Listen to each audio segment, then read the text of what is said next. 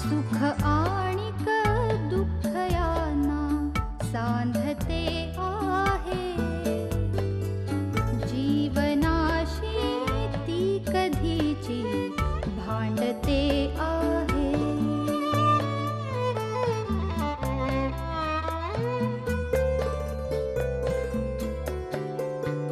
दोन डोळ्यांनी मुक्याने बोलताना ती वेगळे काहीतरी बघ सांगते आहे।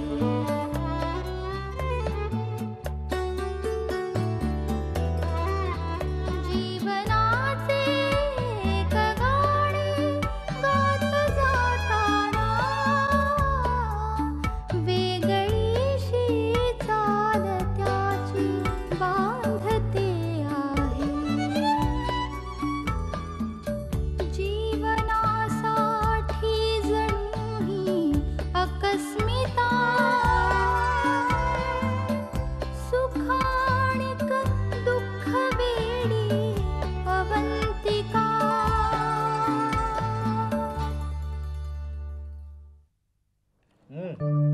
आज पोहे आईने केलेले नाहीयेत का? मीठ कमी आहे ना, अवंतीने केले। नाही, बाकी सगळं उत्तम आहे, थोडं मीठ मागे पडलंय, पण हरकत नाही। मला काय वाटलं होतं, रुक्मिणी तिकडे तुझ्या मदतीला असायची तर तू स्वयंपाक करायला विसरली असशील। रुक्मिणीला अजिबात चांगला स्वयंपाक येत नाहीये आणि त्याचा तिखटावर एवढा हात आहे माहितीये का, सगळ्या गोष्टी तिखट करून ठेवते। त्यामुळे स्वयंपाक मीच बनवायचे आणि आर्यला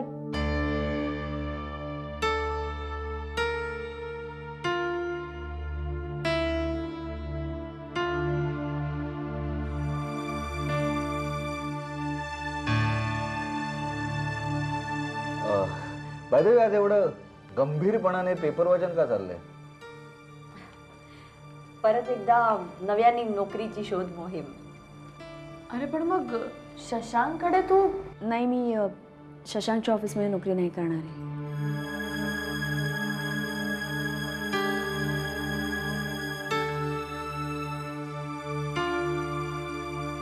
परत एकदा लेक्चररशिप करावी असा विचार आहे, नाहीतर मग एखाद्या आर्किटेक्ट फर्ममध्ये बघूया। कधी कधी वाटतं एकदम वेगळंच काहीतरी फील्ड निवडावं। या मधल्या काळात माझ्या करिअरकडे खूप दुर्लक्ष झालंय। आता मला माझ्या सगळ्या प्रायोरिटी चेंज करायच्या। अवंती, अगं करिअरकडे दुर्लक्ष झाले तुझी चूक नाहीये। आयुष्यात एवढ्या सगळ्या घटना घडून गेल्यानंतर हे होणारच होतं आणि तू जिथे काम केलंस तिथे तुला यश मिळालंय। तू आता ज्या फर्ममध्ये काम करत होतीस तिथे त्या फर्मला जितके काही प्रोजेक्ट्स मिळाले ते तुझ्याचमुळे मिळालेत ना। सानिका,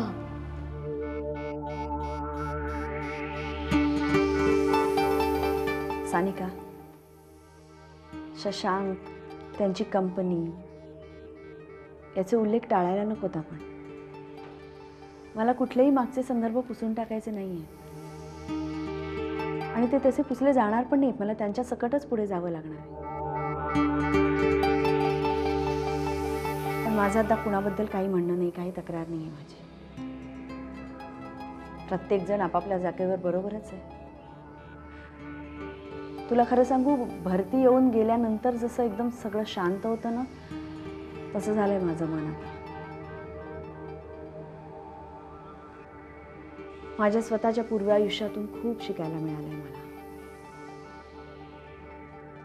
आणि वेळ प्रसंगी माझंही वागणं चुकलं असेलच ना। लोकांना तेही अतार्किक वाटलंच असेल, वेडेपणा वाटला असेल माझं। अवंती, हो सानिका, अगं आपण बंड केलं ना तर आपण अतिशहाणे आगाऊ ठरतो आणि गप्प बसलो तर मूर्ख। कोणत्याही परिस्थितीतून बाहेर यायला, माणसांना ओळखायला एक विशिष्ट काळ जावा लागतो, पण तेवढा पेशन्स कुणाकडेच नसतो। लोक इतक्या पटकन आपल्या व्यक्तिमत्वाचा पंचनामा करून टाकतात, कारण दुसऱ्याचं बरोबर चूक ठरवणं इतकं सोपं असतं। कशी असतात ना माणसं, आपण आपल्या आयुष्यात कसे वागतो, आपले निर्णय बरोबर असतात, कितीदा चुकतात, याचा कधीच कोणी विचार करत नाही। ए बाबांनो, चला लवकर आटपा। ए आवी, तू लवकर ये बरं का आपल्याला जायचंय बाबांच्या ट्रायलला. हो. तू कुठे चाललायस? अगं तुला म्हटलं होतं ना स्नेहाचा वाढदिवस आहे, जाऊन भेटून येते त्याला. हो बरं अभि तुला रेझ्युमे हवेत का? कारण सलीलने सेव्ह करून ठेवलेत तर मी प्रिंट आउट काढून ठेव. काढून ठेवशील? हो उद्या करूया तो उद्योग सगळा. ओके चलो बाय. बाय. बाय. खरंच मला मनापासून वाटतं अविनी आता स्वतःच्या करिअरकडे लक्ष द्यायला हवं. आई अवंतीला इथेच राहायला सांग ना. नाही तिचं तिला स्वतंत्र राहू दे. मागे एकदा तिच्या स्वतंत्र राहण्याला मीच विरोध केला होता, पण आता मला असं वाटतं की ती स्वतःचे निर्णय स्वतः घेऊ शकते आणि तेही योग्य.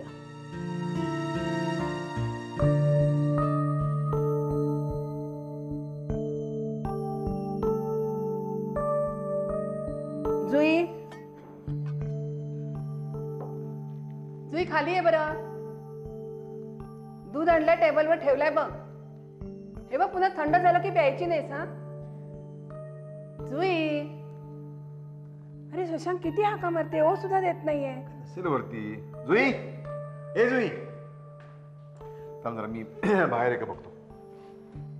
काय झालं? कुठे गेली ती? हो तेच तर कळत नाही किती हाका मारते तिला. कुठे बाहेर तिच्या मैत्रिणीकडे गेली नसेल ना? थांब आपण तिला फोन करून बघूया.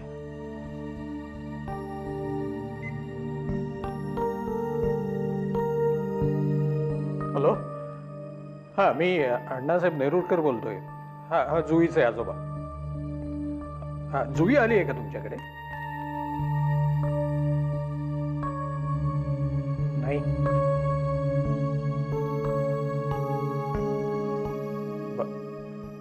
नाही ठीक आहे. हां कुठे गेली हो मग? कसं कळणार आता?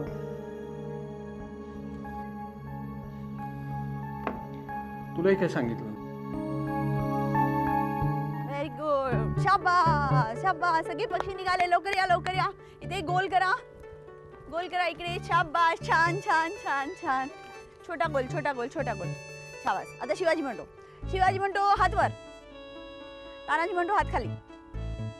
तानाजीचं ऐकताय? नाही. शिवाजी म्हणतो टाळ्या वाजवा. शिवाजी म्हणतो जोरात टाळ्या वाजवा. शिवाजी म्हणतो खाली बसा. शिवा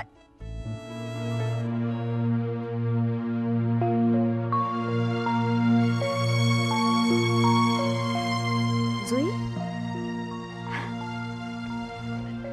मॅडम मला पण आई नाहीये. मी जर इकडे आले तर मला तुमची माया मिळेल? जुई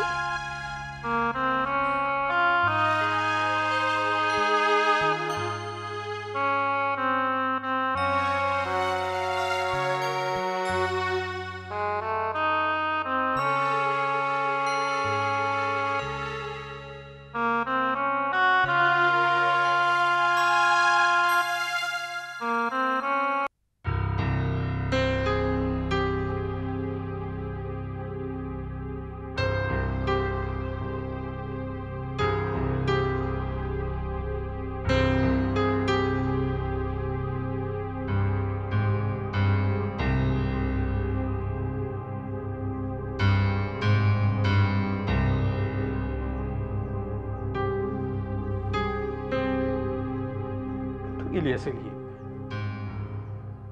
शशांकचाही काही फोन नाही.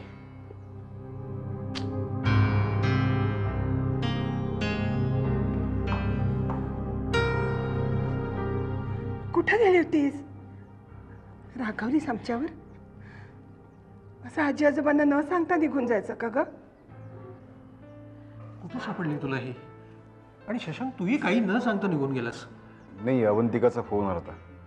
जुई तिच्या आश्रमात गेली होती. तिथे त्या अनाथ आश्रमात?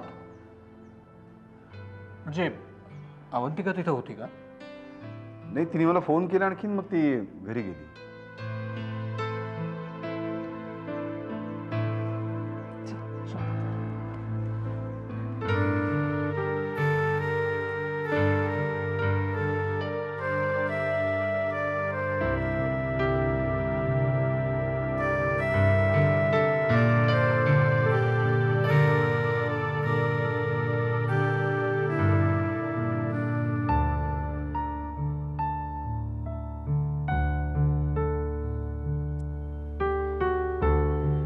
अविनाश, आपण आपल्या आयुष्याची सुरुवात किती स्वप्न आणि उर्मी ठेवून करतो ना. सगळ्या अडचणी दुःख एक्सेप्ट करायला तयार असतो. आयुष्यात येणारे अपेक्षाभंग सहन करण्याची तयारी असते. पण आयुष्य त्याही पलीकडे आपल्या पुढे काहीतरी वाढून ठेवतं आणि ते सहन करण्याची मानसिक तयारीच नसते रे. अवंतिकाचं लग्न झालं तेव्हा तिचाच काय आपल्या सगळ्यांचाच असा ठाम विश्वास होता की यापुढे ती सुखात ऐश्वर्यात राहील. आणि मग एक एक करून असं काही खरं येऊ लागलं की अवंतिकासारखी खंबीर मुलगी सुद्धा ढासळत गेली. अजूनही ते दिवस आठवले ना तर अंगावर काटा येतो. म्हणजे मैथिलीच्या शॉक मधून अवंती बाहेर येणार की नाही असं वाटत होतं रे तेव्हा. पण तिने सौरभला आणि जहागीरदारांना चांगलाच धडा शिकवला. पैशांची भुरळ घालून मध्यमवर्गीय घरातल्या मुलीला वंशाचा दिवा मिळवण्यासाठी आपण पटवून घेऊ असं जहागीरदार बाईंना वाटत होतं. आणि इतर बायकांसारखीच अवंतिका सुद्धा पुढे मागे आपलं हे प्रेम प्रकरण चालवून घेईल असं सौरभला वाटत होतं. काय झालं मग त्यांनी आपली बाजू सावरण्यासाठी अवंतिकावरच नाही ते आरोप घेतले, तिच्या चारित्र्यावर संशय घेतला. काय मिळालं रे सौरभला हे सगळं करून? शेवटी दोघींनाही गमावून बसला ना. आणि शशांकचं काय? तो तरी कुठे यशस्वी झालाय. रिलेशनशिप हँडल करणं प्रत्येकाला नाही जमत सानिका. अवी वयाची इतकी वर्ष उलटल्यावरही आपल्याला हे सगळं का उमजत नाही रे? नाही सानिका, शशांकचं असं रिॲक्ट होणं हे मला खूप स्वाभाविक वाटलं. आणि त्यावरची अवंतिकाची प्रतिक्रिया ही तिच्या स्वभावानुसारच आहे ना. हे बघ, मला असं वाटतं की शशांकची ती प्रतिक्रिया तात्कालिक होती. अवी, शशांकने जसं अवंतिकाला एक्सेप्ट केलं, तिला समजून घेतलं, तसंच जर का शशांकची रिॲक्शन तिने समजून घेऊन त्याला एक्सेप्ट केलं तर म्हणजे तिने त्याला एक्सेप्ट करायला पाहिजे ना. हे बघ सानिका, हे सगळं खूप ट्रिकी आहे. म्हणजे मानवी मनाची गुंतागुंत सोडवण्यासारखं आहे. हे बघ, शशांकचा स्वभाव, त्याचं वागणं पाहून हे सगळं तो शेवटपर्यंत मनात ठेवेल असं नाही वाटत मला. मला वाटतं की मी अवंतीशी बोलायला पाहिजे. नको सानिका.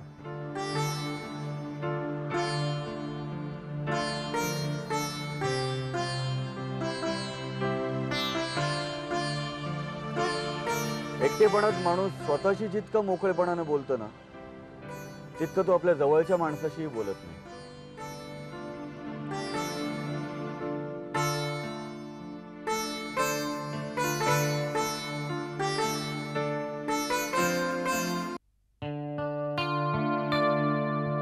हॅलो अण्णांनी, गुडघे काय म्हणताय तुमचे? गोळ्या चालू आहेत ना व्यवस्थित? बरं, पण पुन्हा एकदा डॉक्टरकडे जाऊन या ना तुम्ही. बरं, नक्की जाऊन या. हो हो, माईला सांगा विचारलं म्हणून. अच्छा, ठेवू. हां. काय ग, अण्णांना बरं नाही? नाही, विशेष काही नाही, फक्त गुडघे दुखत होते म्हणताय. देवयानी, तुला एक सांगायचं होतं. मध्ये मला अवंतिका भेटली. तिने तिच्या आणि शशांकच्या मध्ये जे काही चाललंय त्याबद्दल जे बोलली, त्याने मी खूप अस्वस्थ झाली आहे. म्हणजे काय देवयानी, तू एक बाई म्हणून विचार कर, बहीण म्हणून विचार करू नकोस. शशांक मला खूप मॅच्युअर वाटला होता. आयुष्यात जे काही त्यांनी चढउतार बघितलेत, जे काय भोगलंय, त्याचा विचार केला तर तो खूप वेगळ्या पद्धतीने या सगळ्या सिच्युएशनचा विचार करेल असं मला वाटलं. पण तसं नाही घडत आहे. अगं, तू आणि मी जरी त्या जागी असतो ना तरी कोणाचीही घुसमट झाली असती ग. घुसमट फक्त अवंतिकाचीच झाली का आई? मी माझा भाऊ म्हणून दादाची बाजू घेत नाहीये, पण ह्या सगळ्यामध्ये तो किती होरपळलाय हे मी जवळून अनुभवलंय. अवंतिका जेव्हा कोल्हापूरला गेली तेव्हा सौरभ आणि तिच्याबद्दलच विचार केला गेला की किती अननॅचरल परिस्थितीमध्ये ते दोघे जण वावरतायत याच्याबद्दलच चर्चा झाली. सौरभला मिळाली सहानुभूती, पण दादाचं काय? जिच्या गळ्यामध्ये तो उद्या मंगळसूत्र घालणार तीच एका क्षणात परकी झाली होती. हा सगळा धक्का कसा पचवला असेल त्याने? हे सगळं सोपं नव्हतं आई. अगं मला कळतंय देवयानी, पण तरी सुद्धा अवंतिकाच्या आईच्या मनात नसतानाही अवंतिकाला जहागीरदारांकडे ठेवायला मोठ्या मनानं तयार झाला होता तो. पण ह्या चांगुलपणाचं फळ त्याला काय मिळालं? सौरभवर त्याने किती विश्वास टाकला होता, पण त्या विश्वासाला सौरभ जागला का? मग फक्त शशांककडूनच देवत्वाची अपेक्षा का लोकांची?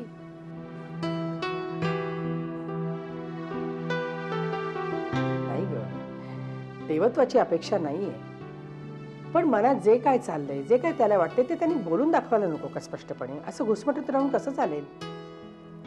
आई, मला वाटतं अनवधानाने सौरभकडून जशी चूक झाली ना, कदाचित तशीच चूक त्याच्याकडून झाली असेल, किंवा कदाचित जाणून बुजून तो सौरभला काही बोलला असेल तर I think it is justified.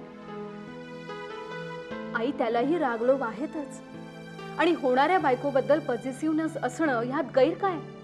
तोही एक माणूसच आहे ना. आणि एखाद्या दुबळ्या क्षणाला सुटला असेल त्याचा संयम, झाला असेल व्हायलंट. मान्य आहे मला देवयानी.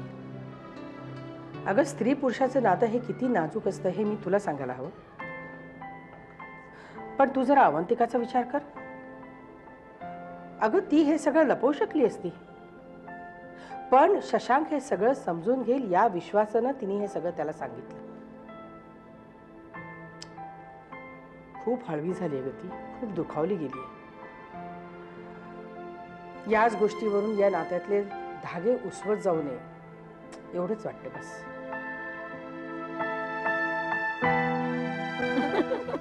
पण आज किती दिवसांनी आपण सगळे एकत्र भेटलोय ना. Seriously it's really been a very long time. पण तिघी मध्यंतरी भेटलो होतो, पण अक्षय, सलील, मला किती दिवसांनी भेटतोयस तू? बरेच दिवसांनी एकत्र भेटतोय. हे काय वेगळं बोलला हा? सांगतोय मी. मी सानिकाकडनं तुमच्या ग्रुप बद्दल अनेकदा ऐकलं. अच्छा. ती नेहमी सांगायची की सुरुची कुठल्याही विषयाला सुरुवात करण्याआधी खाण्यापिण्याबद्दल बोलते. वेगळं काहीतरी बोलते. Okay okay. रीमा, काही चहा कॉफी वगैरे आणशील ना? पाहुणे आले घरी. नुसता चहा कशाला, गरम गरम बटाटे वडे तळून आणते. मस्त मस्त. नक्की नक्की.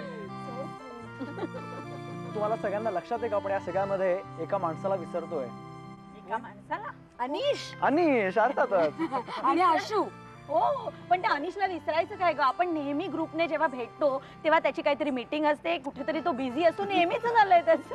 अगं पण मी त्याशी फोनवरती बोललो होतो, खरंच बिझी होता. पण आपण आशूला मात्र नक्की फोन. हो हो हो, नक्की फोन करूया. बरं, बाय द वे गाईज, तुमच्या एक गोष्ट लक्षात येते का की पूर्वी आपण वेळ कसा घालवायचा याच्यात आपला दिवस घालवायचो, आणि आज वेळ कसा काढायचा याच्याकरता आपल्याला दिवस घालवावा लागतो. बघा किती दिवस बदललेत. म्हणजे पूर्वी आपल्याकडे काही काम धंदे नव्हते, आपण शिकत होतो, वेळच वेळ होता, आणि आता प्रत्येक जण त्याच्या मार्गाला लागला आहे, त्याचं वेगवेगळं करिअर आहे, वेगवेगळ्या जबाबदाऱ्या आहेत, तरी सुद्धा आपण भेटतोय. आणि आता आमची आवी चालली आहे अनाथ मुलांना शिकवायला.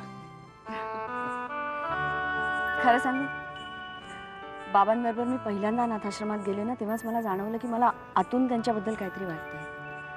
आणि कसं ना, आपल्या सगळ्यांना इतके छान आई बाबा मिळालेत, त्यांनी आपल्यावर एवढे चांगले संस्कार केलेत, पण त्यांना कोण आहे?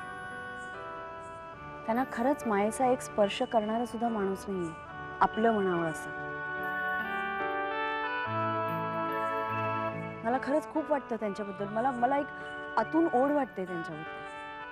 असं वाटतं आपणच त्यांना काहीतरी दिलं पाहिजे, संस्कार दिले पाहिजेत, माया दिली पाहिजे. आणि कुणी सांगावं, आज मी त्यांच्यासाठी जे काही करते त्याच्यातून एखादी सुरुची निर्माण होईल, एखादी उर्मिला होईल, अविनाश होईल, सलील होईल.